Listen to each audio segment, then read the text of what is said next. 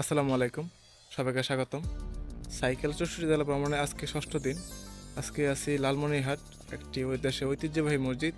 শুধু দেশের না, এটা হচ্ছে এশিয়ার প্রথম মসজিদ, যেটা হচ্ছে হাবি মসজিদ। এটা আবার অনেকে বলে হারানো মসজিদ।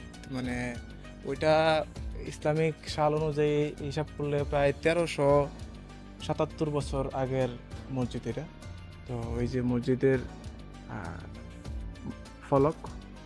আর এই মসজিদটা যে একসময় হারিয়ে হারিয়ে গেছিল, এইখানে জঙ্গল ছিল। তো যিনি আসলে এই মসজিদটা উদ্ধারে সবচেয়ে বেশি শ্রম দিছে, এই মসজিদ নিয়ে একটি বই লিখছে। দীর্ঘদিন শ্রম দিয়ে এই তথ্য বের করে একটা বই লিখছে। আজকে সৌভাগ্যক্রমে ওই স্যারকেও আমরা পেয়ে গেছি। তো আসলে আমি বেশি কিছু বলবো না, কারণ প্রকৃত ইতিহাসটা স্যারের কাছ থেকে শুনলে মনে হয় সবারই ভালো হবে, কারণ তাহলে রিয়েল ইতিহাস যেটা এটা আর তো তুলে ধরতে পারবো। স্যার সামনেই আছে, আমরা সরাসরি স্যারের কাছে চলে যাব। স্যার একটু যদি বলতেন মসজিদের ইতিহাসটা। জি, এই মসজিদের এটা তো ঐতিহাসিক মসজিদ। আমরা তার প্রমাণ পেয়েছি এই মসজিদের মানে ভগ্নাংশ থেকে একটা ফলক পেয়েছি, যে ফলকে কলেমা তৈয়বা লা ইলাহা ইল্লাল্লাহু মুহাম্মাদুর রাসূলুল্লাহ লেখা রয়েছে, এবং সেখানে হিজরি সন 69 লেখা রয়েছে। আর সেই ফলককে কেন্দ্র করেই এই মসজিদটা আমরা উদ্ধার করতে পেরেছি। সেটা 1985 সালের ঘটনা। ক্রমান্বয়ে আমরা এই জায়গাটা পরিষ্কার পরিচ্ছন্ন করিয়া মসজিদের একটা অবয়ব পেয়েছি, যেখানে 13 ফিট চওড়া, 9 ফিট হচ্ছে প্রস্থ। তো এই মসজিদ পাওয়ার পর থেকেই দেশে একটা বেশ আলোড়ন সৃষ্টি হয়। তো আসলে 69 হিজরিতে এদেশে মসজিদ নির্মাণ সম্ভব কিনা এই বিষয় নিয়ে অনেক কল্পনা জল্পনা, নানা কথা আমরা শুনেছি।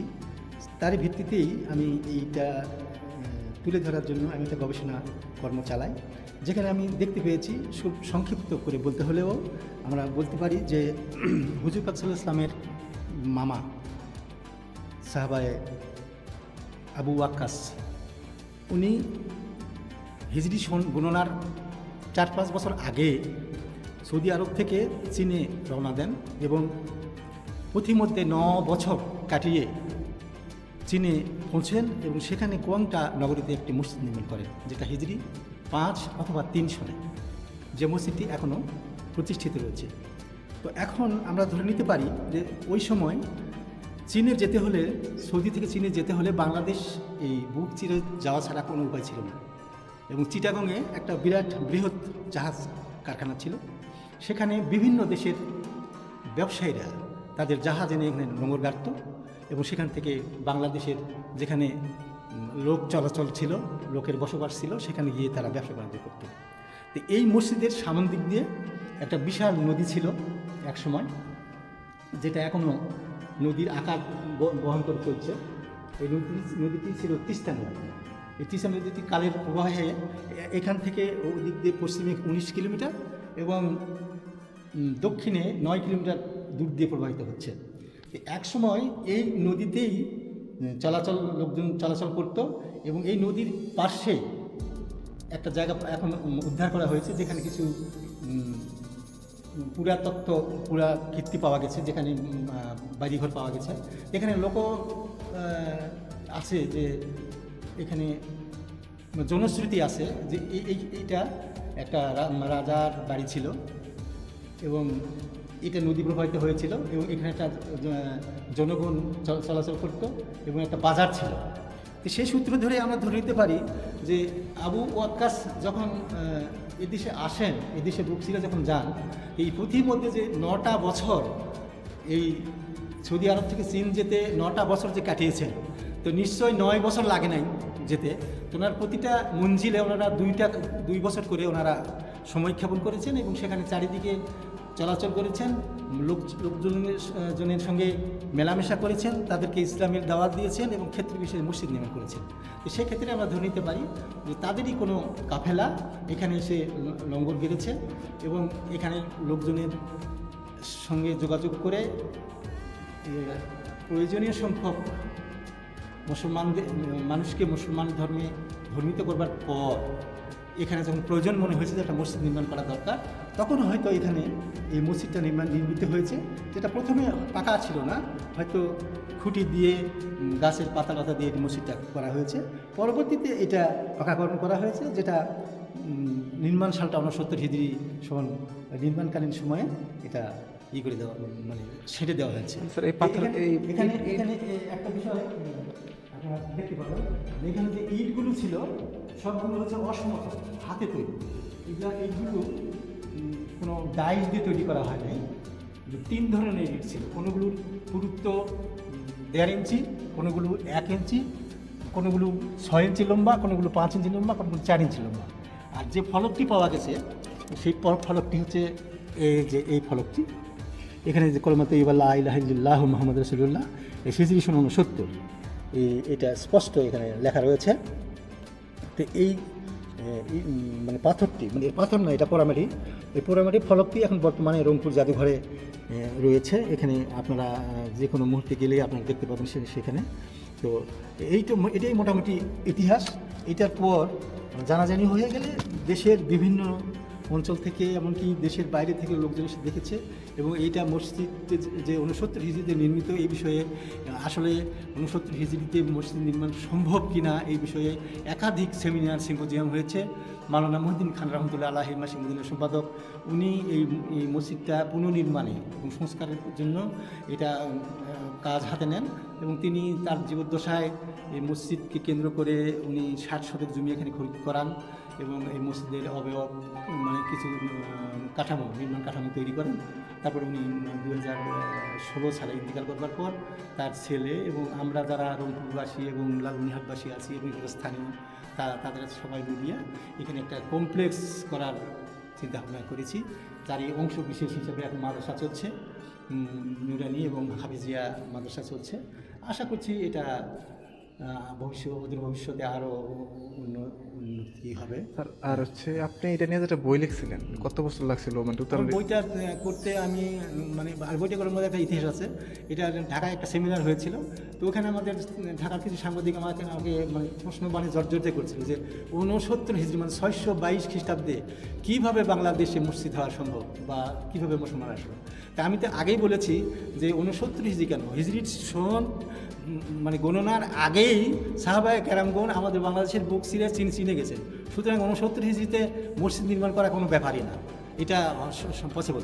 তো সঙ্গত কারণে আমি দেখেছি, বিভিন্ন পুঁথি পুস্তক ঘেটেছি, এখানকার আমি দেখেছি, পরিবেশ দেখেছি, কী অবস্থায় থাকতে পারে আজ থেকে 10 বছর আগে, 20 বছর আগে, 30 বছর আগে। এখানে যখন আমি কাজটা শুরু করি তখন আজ থেকে 30 বছর আগের ঘটনা। সে 30 বছর আগে আমি বইটা করতে আমার 7 বছর লেগেছে। তো সেখানে আমি এই 30 বছর আগে কিন্তু এই যেটা এখন বিল আকারে আছে সেখানে পানি থাকতো, এখন কিন্তু পানি থাকে না। যেটা আমি বলছি যে নদী ছিল, এককালে নদী ছিল, পরবর্তীতে বিলে পরিণত হয়, এখন কিন্তু ধান চাষ হচ্ছে। 30 বছর আগেই কিন্তু এখানে শুধু মাছ থাকতো, চৈত্র মাস বলতে পানি থাকতো। তো এই সবগুলো আমাকে খুঁটিনাটি দেখতে হয়েছে, বই পুস্তক দেখতে হয়েছে, আলেম ওলামাদের চিন্তা, ইসলামী গবেষণা যারা গবেষক তাদের মতামত নিয়ে, বিশেষ করে মাওলানা মহিউদ্দিন খান রহমতুল্লাহ আলাইহির আমি শরণাপন্ন হই এবং তার সঙ্গে মত বিনিময় করি। দেশের উন্নয়ন শীর্ষ আলেমদের সঙ্গে কথা বলি, মত বিনিময় করি। ইতিহাসের পাতা থেকে আমি যে ততটুকু পেয়েছি, যেটা 69 হিজরিতে মসজিদ নির্মাণ করা পসিবল, এবং এই সম্পদের কারণে আমার 7 থেকে 8 বছর লেগেছে ওই বইটা করতে। তাহলে স্যার যে বলে এটা এশিয়ার প্রথম, তার মানে এশিয়াতে নিঃসন্দেহে মানে এর চেয়ে পুরাতন মসজিদ আর কোথাও পাওয়া যায়নি, এ পর্যন্ত পাওয়া যায়নি। তবে হয়তো কারণ যেহেতু প্রাচীন, মানে 1200-1400 বছর আগের ঘটনা, হয়তো বিভিন্ন জায়গায় মসজিদ আছে, কিন্তু এইটাও যেমন হারিয়ে গিয়েছিল, এইটাও অস্তিত্ব পাওয়া যেত না যদি না এই ফলকটি পাওয়া যেত। কারণ এখানকার লোকজন মনে করতো যেটা হচ্ছে মন্দির, এই মন্দির ভেবেই এখানে স্থানীয় যারা লোকজন আছে, হিন্দু মুসলিম নির্বিশেষে সবাই এখানকার ইট নিয়ে যায়, ব্যবহার করতো, বিভিন্ন কাজে ব্যবহার করতো। একে সর্বশেষে অর্থাৎ 1985 সালে এই পার্শ্ববর্তী এক ভদ্রলোক, মানে উনি ইমাম সাহেব, আইয়ুব আলী নাম, উনি ওনার প্রয়োজনে কয়েকটি ইট নিতে গিয়ে ওই কালমা খুঁজিতে ওই ইটটি পান। তখনই উনি নিশ্চিত হন যে এটা তো মন্দির না, এটা মসজিদ। এবং তখনই ওইটা ভালো করে যখন এখানে ঘুরতে যান, মেহরাব এবং চারিদিকের মানে মসজিদের যে অবয়বটা বের হয়ে আসে, এইটাই হচ্ছে ফ্যাক্ট। তা না হলে যদি এই ফলকটা পাওয়া না যেত, এই মসজিদটা একদম নিশ্চিন্ন হয়ে যেত, মানে আমরা জানতেই পারতাম না।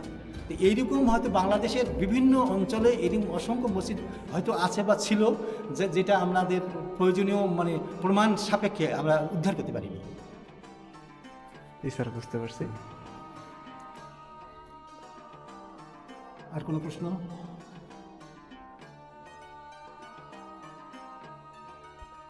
স্যার, আপনার যে বইটা লিখছিলেন, বইটার নাম বা বইটা কীভাবে পাইতে পারি এটা যদি একটু বলে আচ্ছা, দিতেন। বইটার নাম হচ্ছে 69 হিজরির মসজিদ ও বাংলাদেশে ইসলাম, বইটার নাম। বইটা প্রকাশ করেছে মাসিক মদিনা পাবলিকেশনস, ঢাকা বাংলা বাজার থেকে। বইটা পেতে হলে ওই বাংলা বাজারেই যোগাযোগ করতে হবে। বইটি প্রথম প্রকাশ হয়েছিল 16 সালে, সরি 18 সালে। তো তখন বইটার দাম 260 পৃষ্ঠার বইয়ের দাম ছিল, মানে ফেস ভ্যালু ছিল 250 টাকা। ইদানিং আবারও ছাপা হয়েছে বইটা, যেহেতু কাগজপত্রের দাম বেড়ে গেছে, দাম বাড়িয়ে দেওয়া হয়েছে, সম্ভবত 400 টাকা করা হয়েছে। বইটা ওখানেই পাওয়া যাবে। জি স্যার, ধন্যবাদ স্যার। আর স্যার, ওই যে এখানে মাদ্রাসা আছে, মসজিদ আছে, যারা মানে ভিডিওটা দেখবে ওদের জন্য আসলে কোনো কিছু মেসেজ আছে কিনা, বা যারা ঘুরতে দেশের বাইরে চলে যায়, দেশে বিভিন্ন গুরুত্বপূর্ণ স্থান দেখার জন্য দেশের বাইরে যায়, ওদের জন্য কোনো কথা আছে কিনা? না, এখন ঘটনা হলো যে যেহেতু একটি প্রাচীন মসজিদ, আমরা ধরে নিচ্ছি যে এটা সাহাবাদের হাতে স্পর্শ রয়েছে, পদধূলি রয়েছে। সঙ্গত কারণে আমরা যারা মুসলমান, যারা ইসলাম প্রেমী, যারা আমাদের তো খালি আমরা নামই শুনি সাহাবাদের, কিন্তু ভাগ্যে তো কখনো হয় নাই। অনেকে আমরা সৌদিও যেতে পারি না। তো তাদের জন্য আমরা মেসেজ থাকবে যে আপনারা আসেন, আসলে যে সেই আমাদের সাহাবাদের পদভারে ধন্য আমাদের এই এলাকাটা আপনারা পরিদর্শন করতে পারেন। এই প্রাচীন মসজিদটা আপনারা একবার দেখে যেতে পারেন। আমার মনে হয় যে আমরা যেহেতু সওয়াবের আশায়, আমরা তো ভ্রমণ করলেই সওয়াব পাই, জি, যে কোনো সওয়াব পাই। তা আপনারা উদ্যোগে আসবেন, আপনাদের দাওয়াত রইল। ইনশাল্লাহ আপনারা একটা প্রাচীন জিনিস দেখেও যাবেন এবং সওয়াবও কামাই করতে পারবেন। জি স্যার, আর আমার জন্য দোয়া করবেন। আমি তো সাইকেল 64 জেলা ভ্রমণে বের হয়েছি, আমার আজকে 6ষ্ঠ দিন, 8ম জেলা। আমি যেন সহি সালামতে। হ্যাঁ, ঠিক আছে, আমি এটাকে অ্যাপ্রিসিয়েট করি এবং আমি জানি না যে আপনাকে আমি পাবো। আমিও ইউটিউব চালাই, তো আমি যদি পারতাম, যদি আমার ক্যামেরাটার সাথে থাকতে, আমি আপনাকে নিয়ে একটা ডকুমেন্টারি করতে পারতাম। তো যাই হোক, মূলত এখানে অস্তিত্ব বলতে কিছুই নেই। এটা এদের অজ্ঞতার কারণে এই ওয়ালগুলোকে প্লাস্টার করে ফেলেছে। আমরা যেটুকু পেয়েছি ইটগুলো, এইটা ওয়াল, মূল ওয়াল, এইটা মূল ওয়াল, এটা উত্তর পাশ, আর এটা হচ্ছে দক্ষিণ পাশ। তো এটা এই মূল ওয়ালটা এরকম ছিল। এটা এটা এখান থেকে নিচু অবস্থায় ছিল, কিন্তু অবশিষ্ট সব ইটগুলো হারিয়ে গেছে আর কি, সব ইটগুলি নিয়ে গেছে, মানে স্থানীয় লোকজন সব ইটগুলি নিয়ে গেছে, পাওয়া যায়নি। এটাই এই অবস্থা করে রাখা হয়েছে।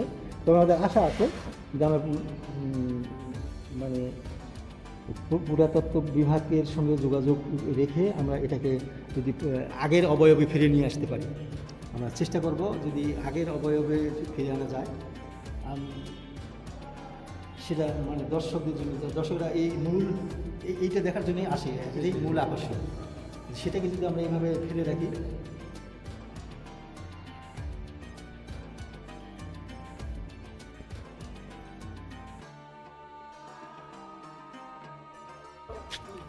কালকে রাত থেকে এখানে ছিলাম, এখন বিদায় নেওয়ার পালা। যদিও আসলে এখান থেকে যাইতে মন চাচ্ছে না, কিন্তু কি আর করার আছে, 64 জেলা ভ্রমণে বের হয়েছি, সব জেলা তো শেষ করতে হবে। চেষ্টা করব আমার এই সফর শেষ হওয়ার পরে আবার এখানে আসার জন্য, কারণ আমি এই জায়গাটা মায়ায় পড়ে গেছি। এই যে মানে আজকে 8.5 দিন ওদের সাথে ছিলাম। দোয়া করবা সবাই আমার জন্য। এই হচ্ছে আমার সাইকেল, মোটামুটি রেডি করে ফেলছি। আর মসজিদের একদম আমি আবার সঠিক একটা ভিউটা নিয়ে যাচ্ছি।